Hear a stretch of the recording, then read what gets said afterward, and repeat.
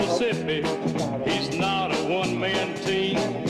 We've got lots of rebels who are really on the beam, but I bet they all will tell you that old Archie is the boss. Just ask old Hee-Haw Counter if he's not a real stud horse. They try to make a tackle, they wonder where he went. Archie Supermanning should run for president. He wears that number 18 for the big bad red and blue. Rootin' toot.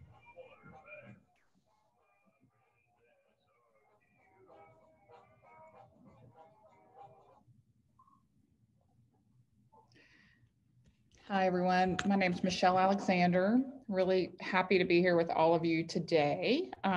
Glad you joined us.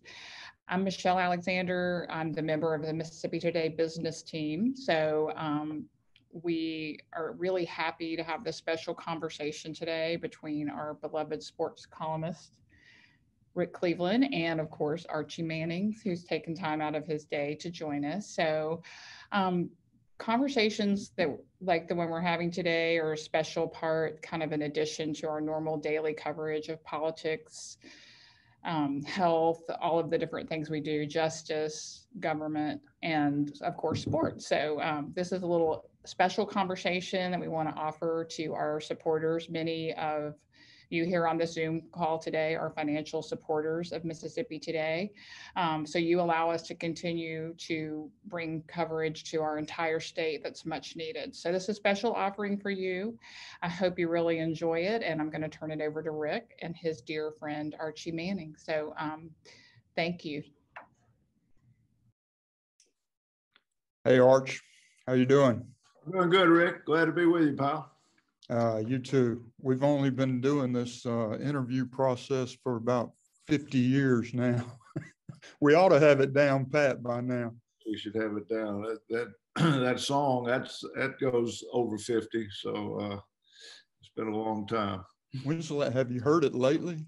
Yeah, I've heard a little piece. That's the first time I've heard like the whole thing in a really long time. It makes me reflect and kind of think of some of the embarrassing situations I was in or places I was when somebody would play that in the middle of a lot of people. But anyway, my teammates back at Ole Miss had a lot of fun with that song. They loved to put that on at different opportune times.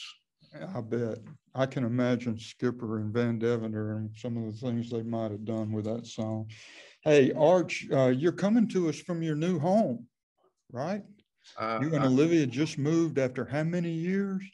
We had lived on First Street in New Orleans we were in our 39th year in our home. We had moved there. We bought that house in 1982. And it was kind of our commitment to New Orleans. And of course, 4 months later, I got traded to the Houston Oilers. That's the way those things work. But we weren't going to Houston, and we weren't going anywhere. And we basically raised 3 sons there. And people are talking about, we've had some people over the last few months when we decided we were going to sell and move that reminisced, and a lot of people about the footballs flying in our front yard. The boys played a lot of football there with it wasn't that big a yard, but it was a yard. New Orleans, as you know, doesn't have very big yards. So one of the fun things we did, Cooper used to call it amazing catches. And I would stand up on the porch and they would run kind of the length of the yard, and I'd try to throw it out in front of them and where they'd have to dive for it. And they particularly like to do that when it's muddy.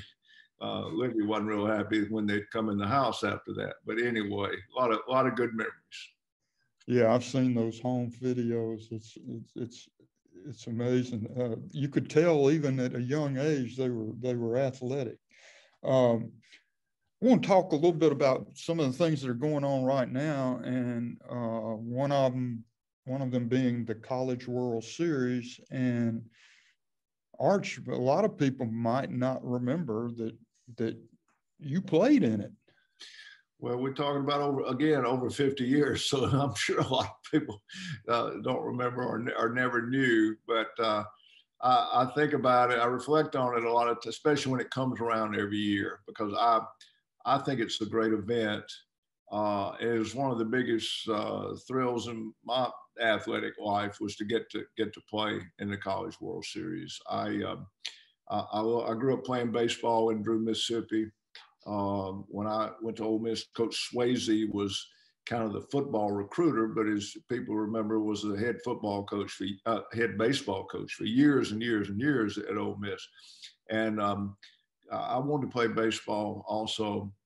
Coach Vaught wouldn't let me play my freshman year. Wanted me to gain a little weight, and he was right about that, and really kind of go full blast in football. But my sophomore year, got to play. We had a good team, played with some great guys, and they were so good to me. You know, I'd get a lot of attention. I'd had my sophomore football season. I'd get a lot of attention, would go on the road from fans, some of it good, some of it bad. But the baseball players were so good to me. But we had a good team, and the state had a good team. Had a great rivalry back then. Coach Gregory over at Mississippi State had been coaching as long as Coach Swayze, and they were great friends, but it also was great rivalry type deal. And so we got the best of the state that year. And then we played Florida for the SEC championship, 2 out of 3, beat them 2 straight, good Florida team. And then in those days, they didn't have regional and super regional. Our part of the country always went to the, I guess you'd call it the regional, in Gastonia, North Carolina. And we went there, played against good teams, won it, and went to Omaha. So it was a great experience. Yeah, I think I remember something about you hitting a double off the wall. It almost went out. Well, I got a few rows in black. You know, it was some good baseball. We got eliminated up there by the Texas team that won the World Series that year. It had a star pitcher. Actually, had 2 star pitchers. One of them was their quarterback of a national championship team. James Street was one of their pitchers, and then the other one's name was Bert Hooten, who he just dominated college baseball that year with a knuckle curveball that we saw it. I mean, I sure didn't hit it, but I thought he would kind of revolutionize Major League Baseball with that pitch. I guess I didn't know what I was talking about, but he had a good career, and Texas sent us home. But like I said, that was a wonderful experience, and State's got a good team. They've had a great year, super win the other night. My middle son and my grandson are there today. I think the first pitch is in a little while with Tennessee, who's got their back to the wall, but they're there to see the Vols play. I guess they're playing Texas today. Yeah, it should be a good game. Archie, did you ever think that you might play baseball instead of football, major in professional? I just grew up loving baseball. Now, I played what I call country baseball. You know, I played a lot of baseball, but I played in Drew, Mississippi, and we thought we were pretty good. But, you know, when I got to Ole Miss, I didn't know that much baseball. I hadn't played against I didn't play American Legion ball, which most of the college players had been to that. And there was American Legion League in the Delta, but Drew didn't have a team. So I was going to have to go to Cleveland or Shelby or somewhere, and just it didn't work out. I was working in the summer and didn't get to do that. So, but of course, college baseball has changed. Just, I guess all sports have, but unbelievable. You know, we played at Ole Miss, and we had a good team. We went to the World Series. We played on a temporary field. We played on the same field that we practiced freshman football on, very same field. So they came in, they'd get the infield ready, put up temporary bleachers, put up fences, and that's where we played. And And probably, I would guess, when we went to the World Series, we had probably played 30, 32, 33, 34 games, something like that. Where now all of them are 50 to 60 games during the season. Well, you were a shortstop on that practice football field. I'm sure you got some rather interesting hops occasionally. Yeah, it was. Yeah, well, we didn't know. No one else had a field much better. State had a good field down at Florida. It was better than ours, but it was nothing like. I mean, I went up to Ole Miss for the regional a couple of weeks ago, and I've been on some other campuses and looked at baseball stadiums, and gosh, in the Southeastern Conference, I've seen LSU's, I've seen Arkansas, and you know who's responsible for all that is Skip Bertman. Skip Bertman just changed the whole, and Ron Polk Ron got it going, and Skip jumped in there to they were rivals, and they changed the landscape of Southeastern Conference baseball, and those great stadiums and the attendance and the crowds, it's just incredible. Yeah, you brought up Peyton just a minute ago, and I think on top of all the awards that you have won, that you and Olivia probably deserve some kind of award for parenting with Peyton and Cooper and Eli and all the great things that they've done philanthropy-wise and all that. There's so much going on right now with your boys.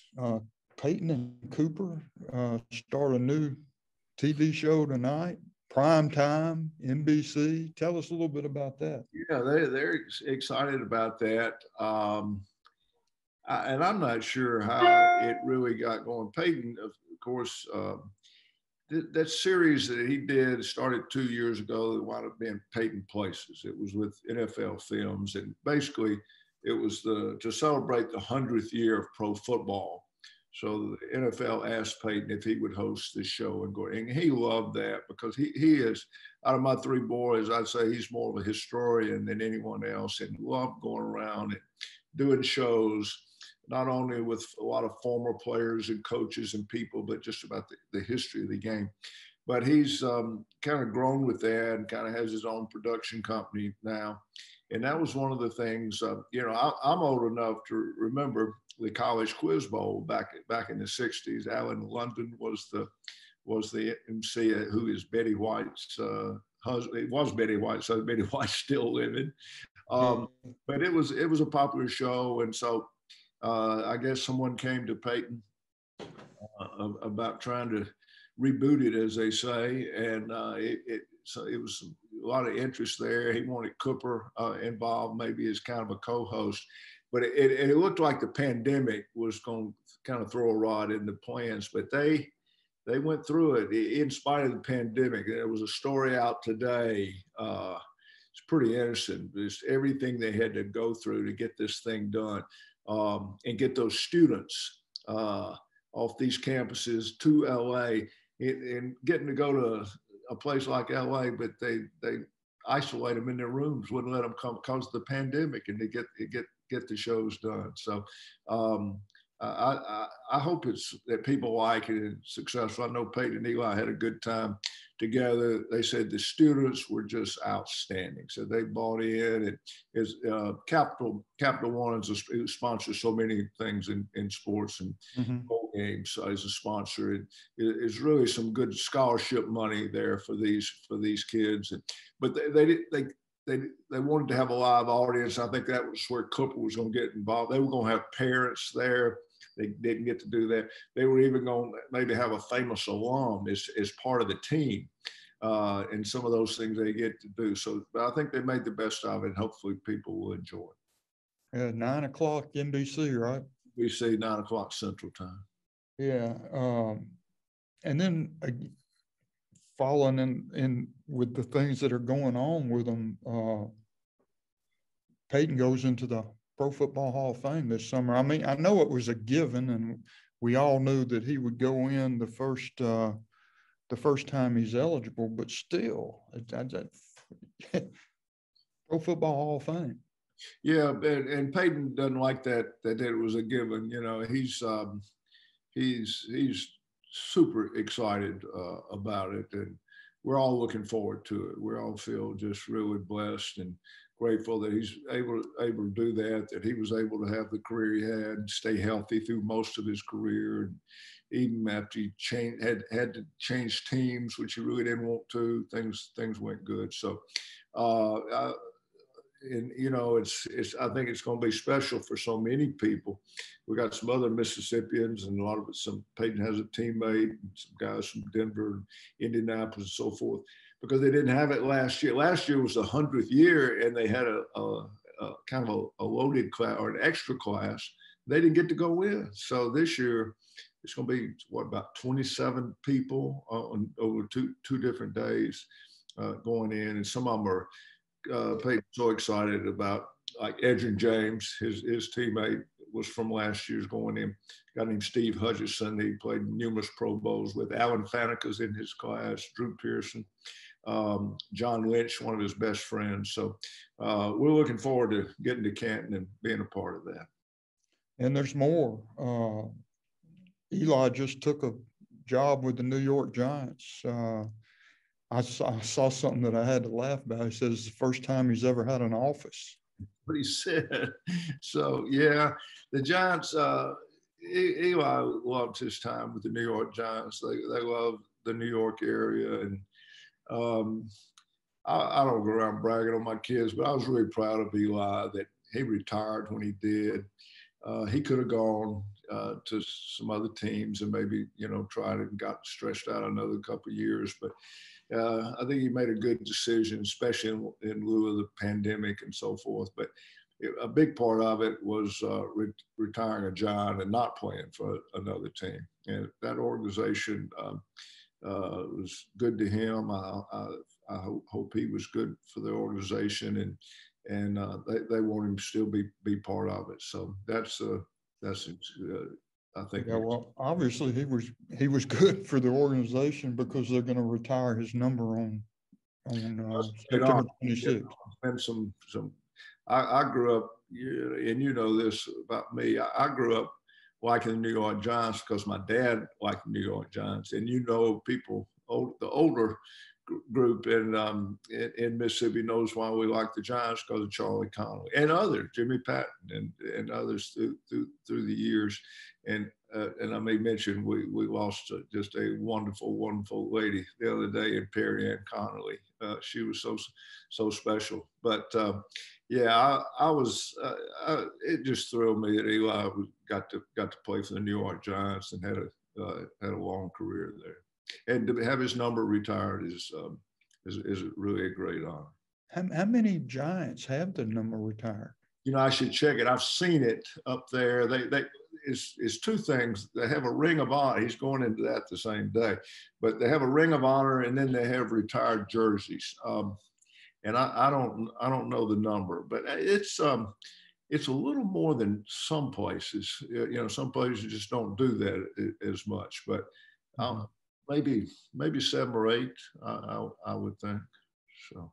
So now your number's been retired by the Saints, and I'm assuming actually my number is not retired by the Saints. Oh, it's up on the wall. Well, it was, and then they took that down, and then they do a ring of honor. No one's has worn number 8 since I left. And there's been some quarterbacks that have come through there that wore it at other teams, but it's just the equipment manager was kind of loyal to me, never would give it to anyone. Well, they ought not give it to anybody. Yeah. Speaking of Eli and Peyton, I know that Tom Brady has an incredible playoff record of 34-11 in the NFL playoffs. He's 0-2 against Eli. Well, the Giants had 2 good games. I don't think I can remember a lot of good wins for the Giants. But I don't, the one that'll always jump out to me is their first Super Bowl. Getting there, they came from a struggling kind of wild card situation to winning 3 games. One of them up in 4 degrees in Green Bay, Brett's last game up there, to get to the Super Bowl. But then that was the good news. Bad news, you got to play the undefeated Patriots, who were, I think, double-digit favorites that day, and the Giants were fortunate enough to upset them. So yeah, Eli had, and then we beat him again in Indianapolis a few years later. Tom Brady's incredible career record, but the Giants had their number those 2 days. Well, I think Peyton was 3-2 against him in the playoffs as well.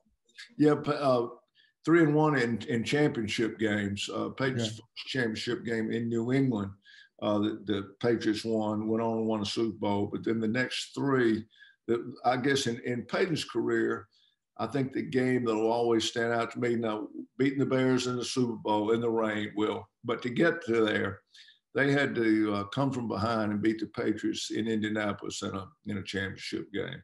I'll never forget that game because that kind of got them there. So he won that one to go 1-1, and then when he was in Denver, they beat the Patriots twice in the championship game to get to a Super Bowl. Yeah.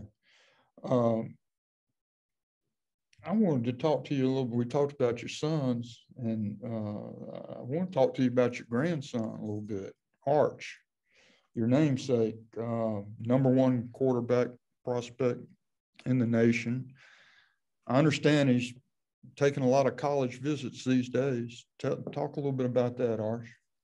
Well, Arch, he'll be a junior next fall. He was fortunate to get to play high school football as a freshman. They'd had a good quarterback the year before, and the incumbent was a senior. And they played these 7-on-7 games in the summer, and Arch was fortunate enough to beat this kid out. Now, the good news is they moved him to receiver, and he played receiver. The other quarterback did. But he got to play, and that was just great experience for him.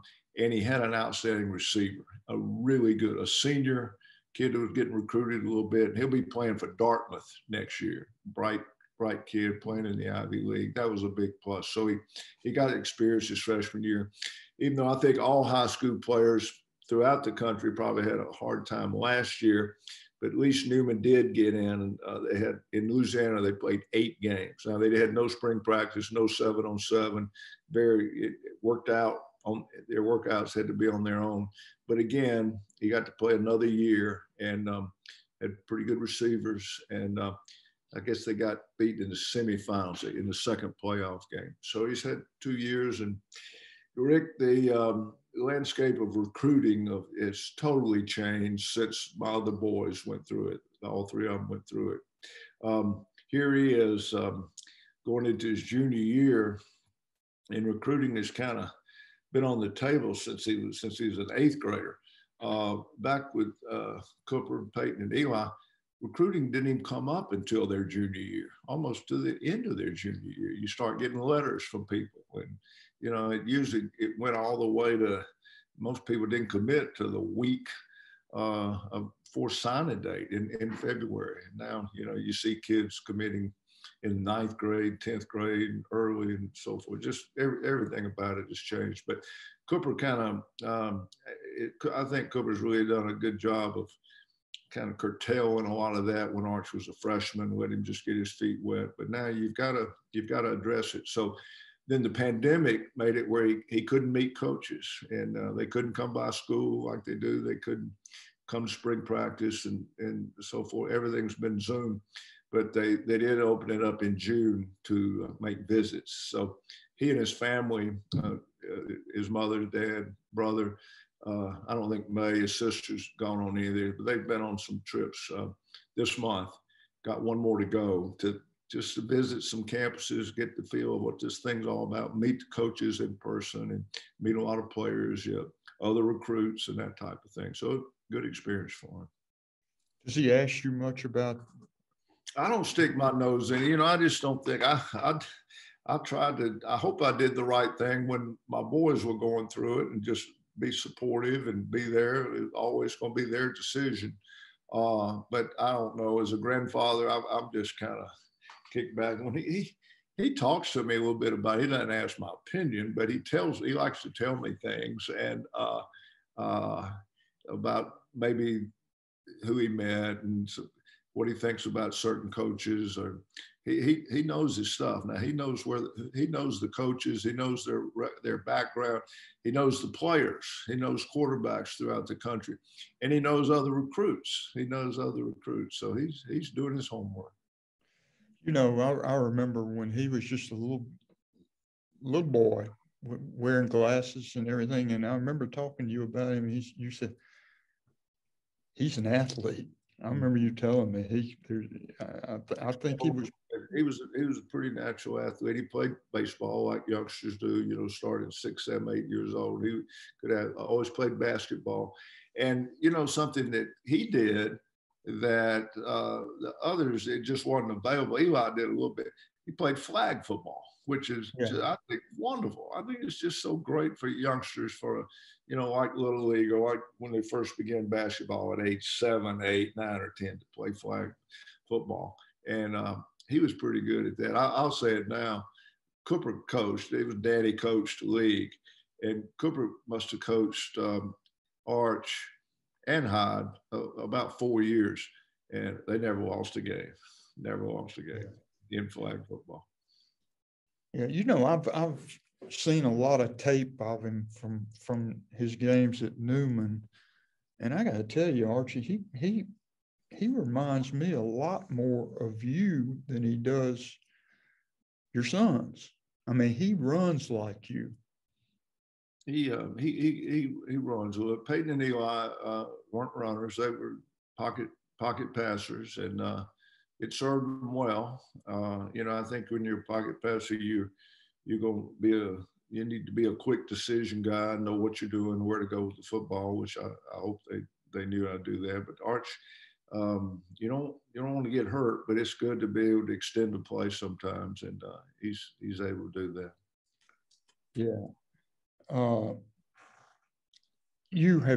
It's amazing to me now that we're 50 years since you graduated from Ole Miss, and yet you remain you and Eli remain the all-time school legends, from the speed limits on campus to the everything else. I can't imagine that it's got to be hard for you to believe it's been 50 years.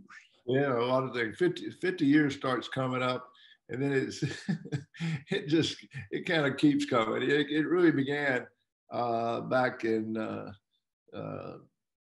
97. I'm sorry. Back in 17 was my high school reunion. You know, that kind of hits you. Okay, 50-year high school reunion. That's kind of the first time I thought about it. And then that same year, in my day, we played freshman football. This generation doesn't know what freshman football was, but you didn't get to play with the varsity, and you report and you kind of play among yourselves. We did. We practiced just among ourselves, and we didn't play but 4 games throughout the year. We played LSU and Alabama and Vanderbilt, Mississippi State, and that was our freshman year. And then a lot of guys got redshirted. A lot of guys, then you maybe played 3 years of varsity. But so my freshman team, and we were one of the last ones before they changed the rules. We were the last one under infamous coach Wobble Davidson. We've stayed close and kind of stayed together. We had a reunion too, which was fun. We keep up, but yeah, a lot of 50-year stuff. 1969, we talked about the World Series, but that was also a memorable year for my teammates and me at Ole Miss, and the year that we had.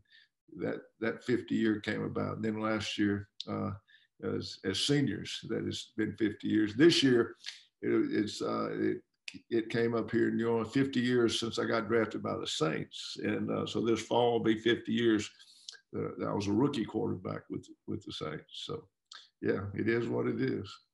Yeah, well, you know, people ask me all the time that you know, that you guys didn't win you won bowl games, you didn't win a championship, and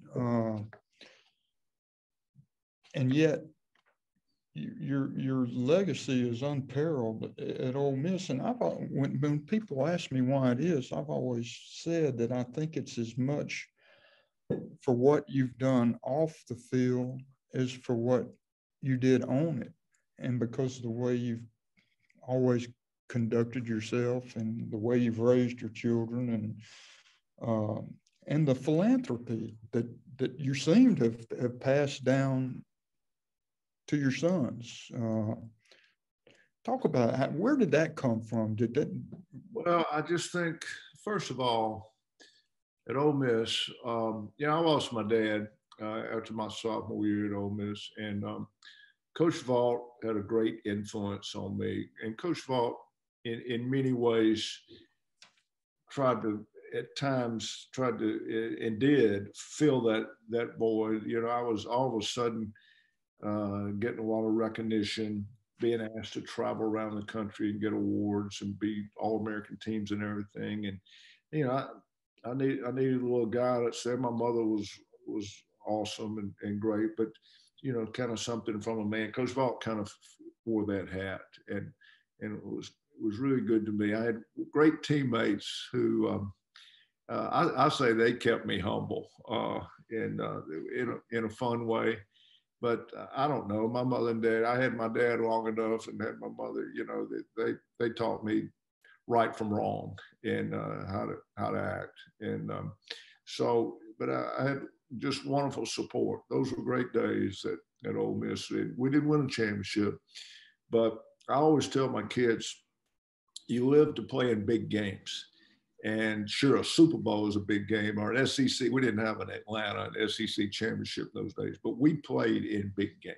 We played in a lot of big games, and those are great memories and great experience. But then to be asked, though, to help others, you know, I think that's what we're here for. And everyone's not always as fortunate, and people get dealt some bad hands, but to be able to help others and be asked to do it, and people tell you that you're in a position to influence others and help a cause, then it's very gratifying. And it's something Libby and I wanted to pass down to our children. You know, we're people, a lot of times people say, God, your son's won Super Bowls, but you know, that Super Bowl doesn't mean more to me than the Walter Payton Man of the Year award that they both won, because that's for the things they did off the field. And when I get complimented or people say nice things about my children, or you know, why are they so grounded, and I always give credit where it's due. And that's also another 50-year mark. That would be my bride of 50 years, Olivia. She's responsible for those things. Well, you noticed earlier in the show when I mentioned that you and Olivia should get parenting awards, because I know she's played a huge role in it. I want to remind attendees that if you have any questions you'd like to ask Arch, you can type the questions in chat, and we'll try to get to them. I wanted to talk a little bit, Archie, about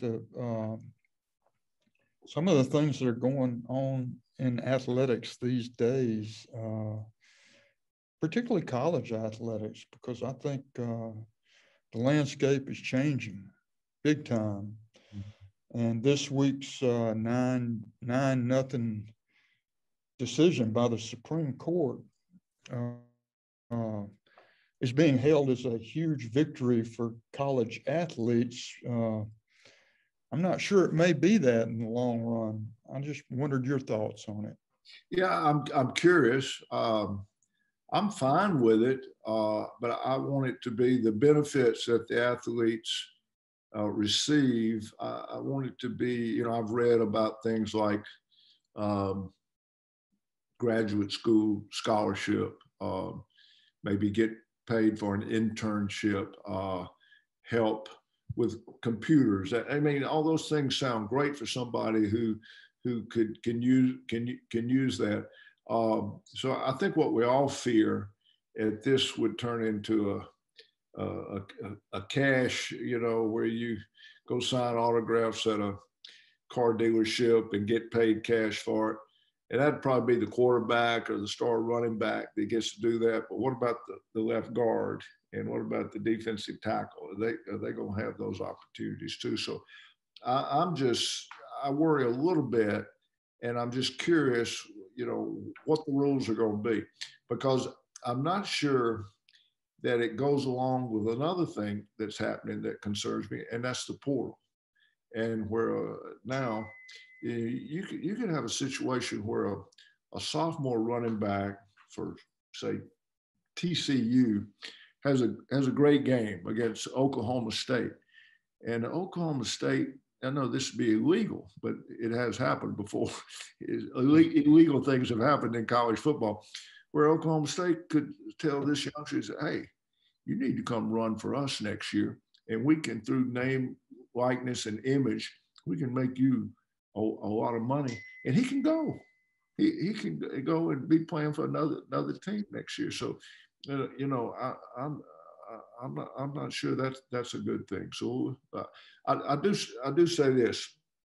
I know a lot of the people involved in college athletics. I know a lot of athletic directors, and I see where the college football playoff it looks like it's going to go to 12 teams. I was a little surprised at that, but when I read about it, it may be good. I do think a lot of the people that are responsible for these changes, the Greg Sankey's, the Bob Bowlesby's, conference commissioners, Jack Swarbrick up at Notre Dame. These are great men. These are good leaders. They're smart men, and they love the game of college football. So I'll mention Bill Hancock. I was on the first college football committee. So I hope that's a good thing. I hope it's good for college football. I always I'm like Coach Saban. I want the bowl games to be protected through these changes. So, but you made a true statement. There's a lot going on. So we'll see how it plays out. It's just hard to see how it won't lead to more under the table type.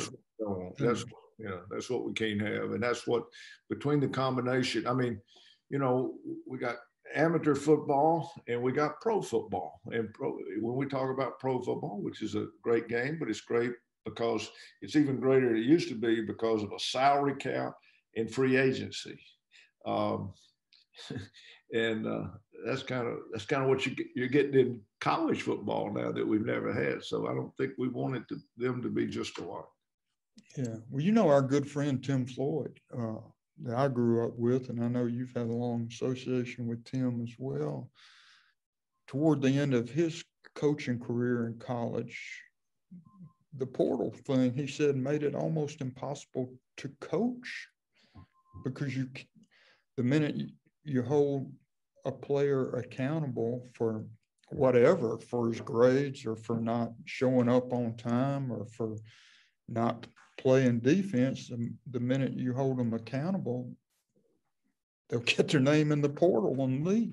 I don't know the number. Somebody told me the other day, I can't remember the exact number. It's a big number of kids that right now are in the portal, and nobody's calling. Nobody wants a lot of kids. Now, I understand a youngster wants to play.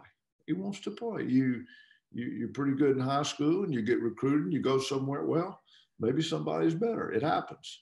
And I understand you want to leave and get in the portal and go somewhere else, but everyone doesn't want you. And now you're out there without a team. A college coach, a good college coach, told Cooper the other day, he said, I've got to sign a good quarterback every year because I'm going to lose 2 every year, which is right. The good programs, if you quarterbacks especially, they want to play, and they go. I mean, I hope they want to get an education. I hope they want the college experience, but they also want to play, and they're going to leave and go somewhere else. Yeah. I had a question of somebody, well, actually Lee Ragland, a good friend of mine and your Scoop, he said he wanted me to ask you about your recruitment process. And it was way different, wasn't it? Well, you talk about so many things are different. Yeah, it was. I had 3 offers. I was playing in Drew, Mississippi. We had 24 players on our team. That's the most we had that year. That was on picture day. We always had more showed up to get their picture made early in the season. We wound up with 18, but we couldn't practice against each other. We couldn't scrimmage. And so we had 4 coaches. Our coaches dressed out some Mondays. Some Mondays our coaches dressed out and practiced with us and against us. And I got to tell you, they weren't very good.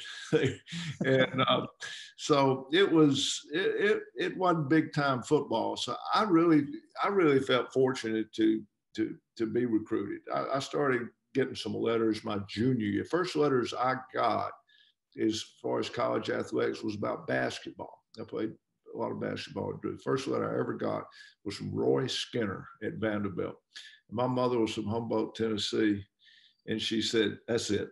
That's it. You're going to Vanderbilt." And I won't say what my daddy said, but he didn't sign off on that right away. But when the football came around, Mississippi State offered me.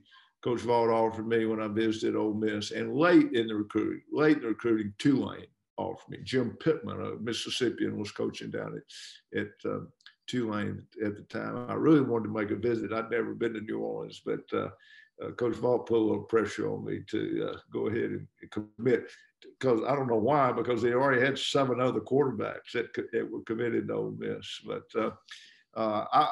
I just grew up. I liked Mississippi State. I was crazy about Paul Davis. He was a fine man. I know a good football coach. A guy named Jim Carmody recruited me. I love Jim Carmody.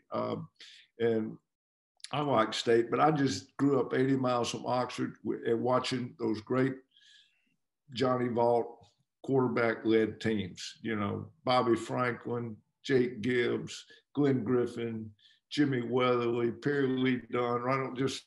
I'm probably leaving a couple out there. They were my heroes, and that's what I wanted to do. And I said this publicly several times up in Oxford. The greatest thrill, but the greatest honor I ever had as an athlete was to be an Ole Miss quarterback. That's what I wanted to be, an Ole Miss quarterback. Yeah. One of my favorite stories of any recruiting day was about concerns Jim Carmody and his recruitment of you. And you know what I'm talking about. Can you expound on that? State that year it got down kind of toward the end, didn't have a quarterback and hadn't committed one. And Coach Carmody really wanted me. I can't go any deeper on that. But anyway, it kind of messed me up. I didn't know that Ole Miss had already committed 7 other quarterbacks, and most of them from bigger schools. You know, you had one from Meridian, you had Laurel, you had 2 from one Gulfport, Biloxi, Macomb. And I didn't, we didn't get coverage back then of who the other guys were. And that kind of messed me up. I kind of went, whoa, and I'm from Drew. And I go up there and never get a chance. But then I kind of found out that Coach Vaught always signed a lot of quarterbacks and fullbacks. That's who he recruited. And a lot of them moved to other positions, which he did. With the 8 of us that went up there, 5 of those guys wound up playing other positions. Yeah. Got another question called in or typed in. This should be interesting. Rick has a lot of memories of your career. Is there any particular memory of Rick's writing or your friendship that stands out to you? Well, I guess my friendship and relationship with Rick started with his dad. And we of course, we played Southern when I was at Ole Miss 3 years. My senior year at Southern upset us in a monumental game for them, for us too. It was Coach Vaught's last game to coach me. I had a little heart scare. After that, I think losing to Southern had some. I think that the thing that it was a great example of what's great about football. And the year before, we beat a Pie Band team 69-7. Yeah.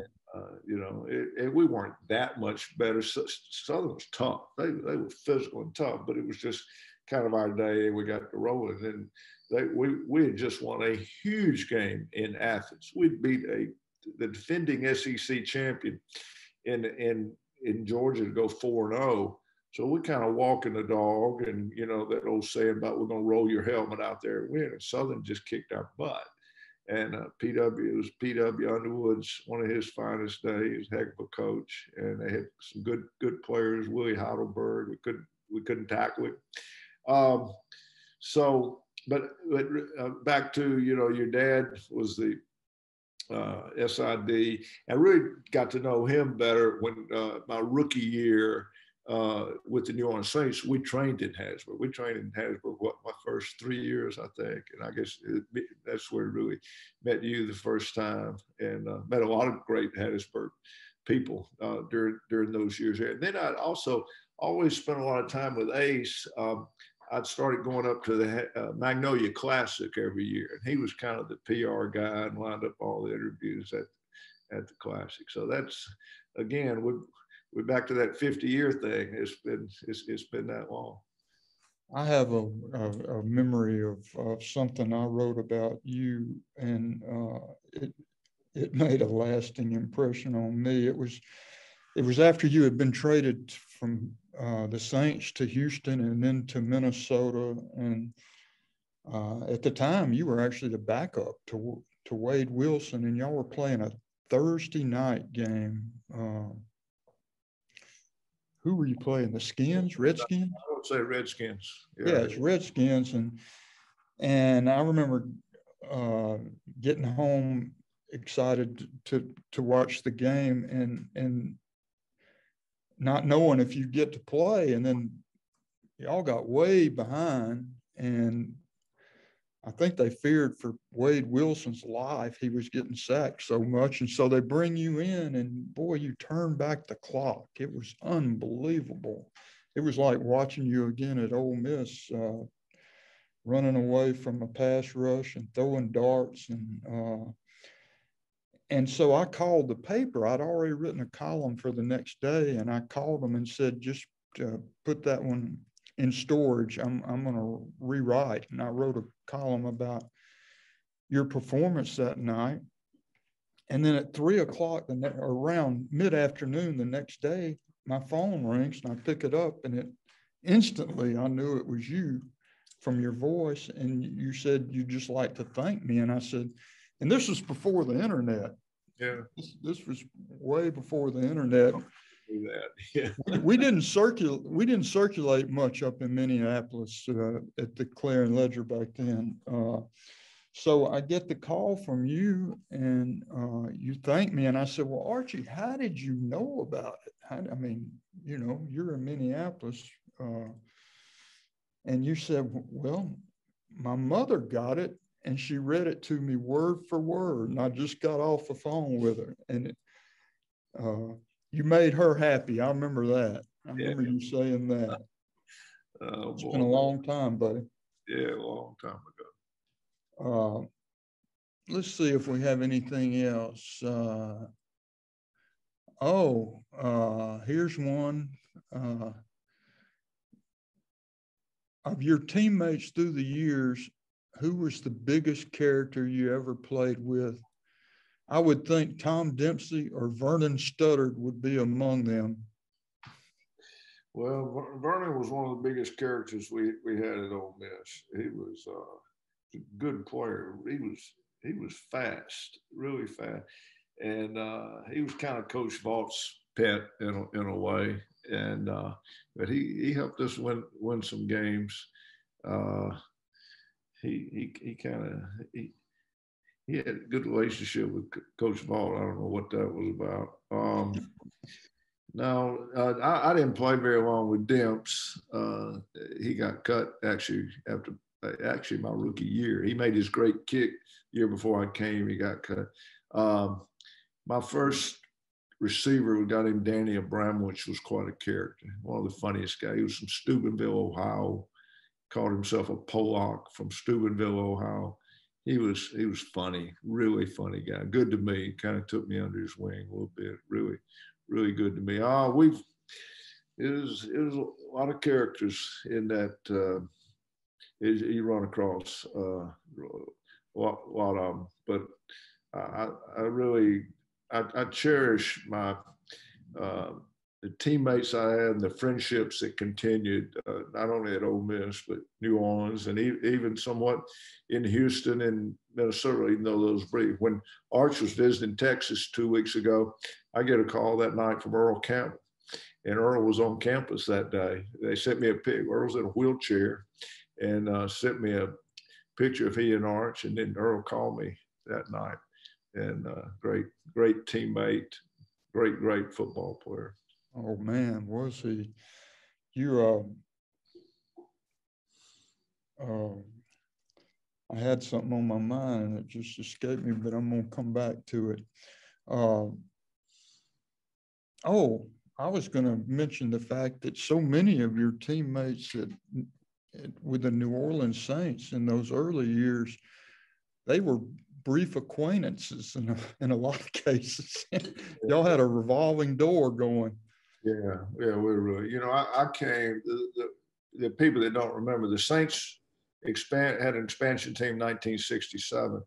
And when you have an expansion team, you can freeze so many players, and then you got to put these other players up for the expansion team to pick. And the Saints used that and pretty much filled up their roster in 1967 with players from other teams. They had a draft, but I don't think rookies contributed that much. And so it was guys like Doug Atkins, guys kind of at the end of their career that their former teams had not protected. So the Saints kind of went that route. Tom Fears was their coach.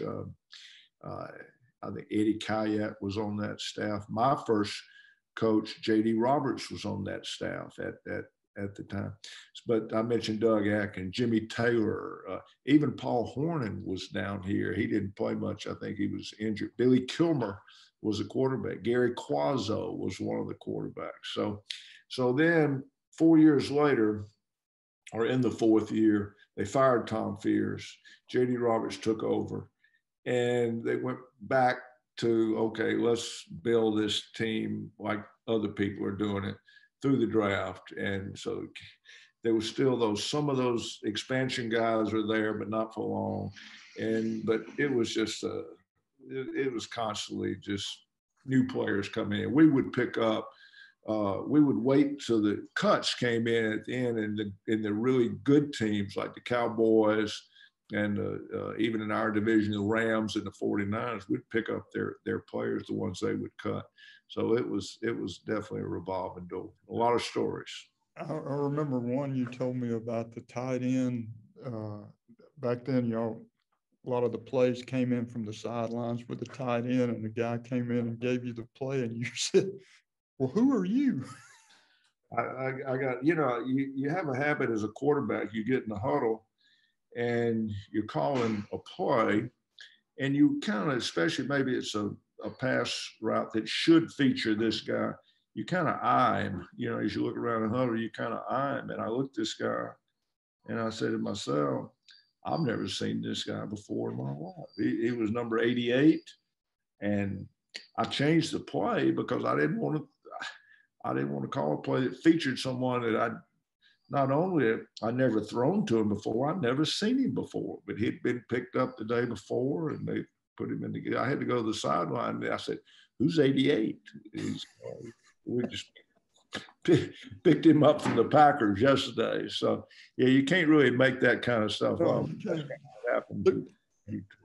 But there's another story you told me about Jubilee Dunbar, the wide receiver.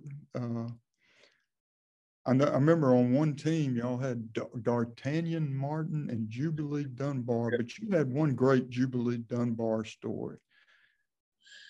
Jubilee. He was kind of a knuckle. He called a meeting one day of all the receivers and me and Bobby Scott, my backup. He called a meeting and he just said, y'all not throwing. All the receivers got together and said, you're not throwing to us. I said, well, you're crazy. I throw to whoever's open. Other guys kept coming up to me and said, we didn't know anything about this. Jubilee just called me. Jubilee was a pretty good player. He'd been with the 49ers, didn't land. D'Artagnan Martin was in my draft class. And he was our starting corner. He's a New Orleans kid, but I think he came from Western Kentucky. He didn't play with us. He was with us a few years. Yeah, you get some good names out there. I think the one I was trying, and again, it's been a long time, but one time he broke off a pattern or he busted a pattern, and you were running for your life and you threw it as far as you could, and he ran under it or something. But yeah, he ran a busted pattern and ran right under it, made it look like I knew what I was doing through these guys and everything. Yeah, but it's because he went the wrong way, which Jubilee did a lot. I got another one called in here, and we're getting close to the finish here, but it says, Archie, who are the best coaches in the NFL right now? Wow. Who? Well, I'll start right here. I think Sean Payton just outstanding. I think he's outstanding football coach. Great offensive mind. I've always kind of had my own opinion on the great play callers in the game. The great play callers. You go back, Bill Walsh would go down as one of the great play callers of all time. Tom Landry. I thought at one point it was a lot of the disciples of Bill Walsh. Mike Shanahan, great play caller. Mike Holgram, great play caller. But right now, I put Sean up with anyone. And of course, he's been the head coach a long time. He's a tough guy. Doesn't put up with a lot. I think he treats his coaches good. They like coaching for him. He's got guys that have been with him a long time. I think he gets respect. I think he's one of the best out there. You got to feel great. If you know Andy Reid, you got to feel great about what he's done the last few years at Kansas City. He did the same thing in Philadelphia. They just didn't quite get over the hump. But consistent, good, outstanding coach. I could go down the line. I mentioned Mike Shanahan. Shanahan in San Francisco. I think he's another great play caller, good young coach. Oh, it's a lot of them. It's still. I'm kind of like Van Chancellor used to say, you show me a great coach, I'll show you somebody's got a lot of good players. And that usually has a lot to do with who the great coaches are. It surely does. Arch, I think we're getting pretty close to the end here. Do you have anything you want to say to you've lived in New Orleans forever, but we always think of you as a Mississippian. I spend time in Mississippi. We get to Oxford. I get to different places in Mississippi. And I almost got to this a while ago, Rick. It was talking about people being nice to me and my family. But, I came along at a time at Ole Miss. We started winning some football games when I think Mississippi was getting beat on pretty good nationally and around. And Mississippi State they weren't as good as Ole Miss in those days, but Mississippi State people were really good to me, supported me. And so as a whole, I've always felt indebted to the state of Mississippi and the people of Mississippi for the support, playing close by here in New Orleans. And even though we weren't very good with the Saints, Mississippians supporting the Saints. So It's been a blessed time for me, and I wouldn't swap anything for growing up in a little Mayberry-like town like Drew, Mississippi, and the memories that I have there. As I said, no one cherishes their friends more than I do.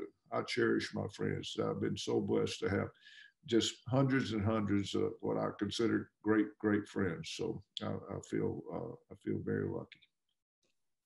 Well, buddy, you've always given back to Mississippi, and we at Mississippi Today appreciate your support for us, and I appreciate your friendship through the years. It's been a great friendship. I always enjoy it. It made me reflect when we used to do, what was that, for the Mississippi Network? We did those daily sports radio shows, yeah. Radio shows. I never told people you wrote all those shows for me. They probably thought I did that. You wrote the shows and I recorded them every day. We had a pretty good partnership there. Yeah, we sure did, buddy. Thanks a lot, Arch. You have anything, Michelle? I do. Okay. I just want to thank Archie and Olivia as well for supporting us for many, many years. We're in our 5th year now of publication, so it's been a great thing for Mississippi. We are planning towards the end of the year. I want to let you know we do have some upcoming things, some more offerings like these in July. We're going to talk about the ballot initiative, switch to politics a little bit, which is, of course, a lot of what we do. Talk about that issue going on in our state.